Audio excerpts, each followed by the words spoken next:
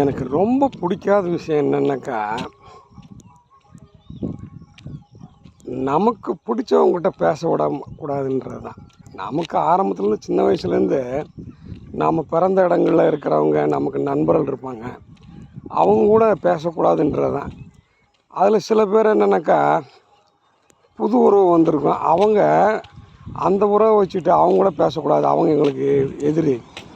இதெல்லாம் எனக்கு சகிக்கவே முடியாது. இதெல்லாம் நான் ஆரம்ப கட்டத்திலே நான் எக்ஸ்ப்ரெஸ் பண்ணியிருப்பேன், கொஞ்சம் கொஞ்சம் பண்ணியிருப்பேன். அது இது இப்போ பண்ணுற மாதிரி தீவிரம் வந்திருக்காது. ஆரம்ப கட்டத்தில் நான் அப்படி பண்ணியிருப்பேன். பண்ணுற போது அதை அவங்க புரிஞ்சிக்கல, அதான் புரிய தன்மை இல்லை. ஒரு சில விஷயங்களை நான் எதிர்த்திருப்பேன். அப்போ நம்ம கூட இருக்கிறப்போ அவங்க அதை சரியாக கண்டுபிடிச்சிருக்க மாட்டாங்க, சரின்ட்டு அப்படின்ட்டு இது பண்ணியிருப்பாங்க.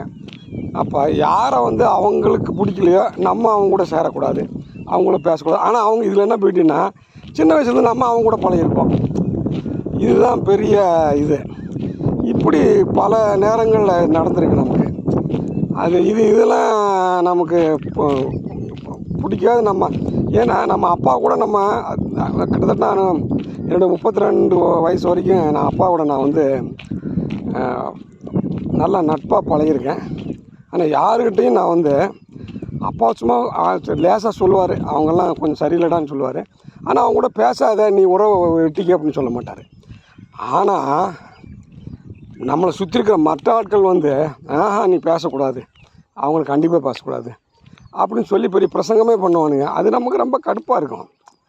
உனக்கு பிடிக்கலன்னா எனக்கு எப்படியா பிடிக்காமல் இருக்கும்? நான் ஆரம்பத்துலேருந்து அவங்க கூட பழகிருக்கேன். அவன் நட்பாக இருந்திருப்பாங்க, அவங்க எனக்கு சொந்தக்காரங்க இருக்கிறாங்க, அவங்க கூட சேரக்கூடாது, அவங்க கூட பேசக்கூடாது அப்படின்றது இதெல்லாம் ரொம்ப சில்லியாக இருக்கும். இது இப்போ கொஞ்சம் நம்ம அந்த விரிசல் அதிகமான பிறகு தான் இதை பற்றி நினைக்கிறப்ப இன்னும் நமக்கு வேகம் கடுப்பு ஜாஸ்தியாக இருக்கும்.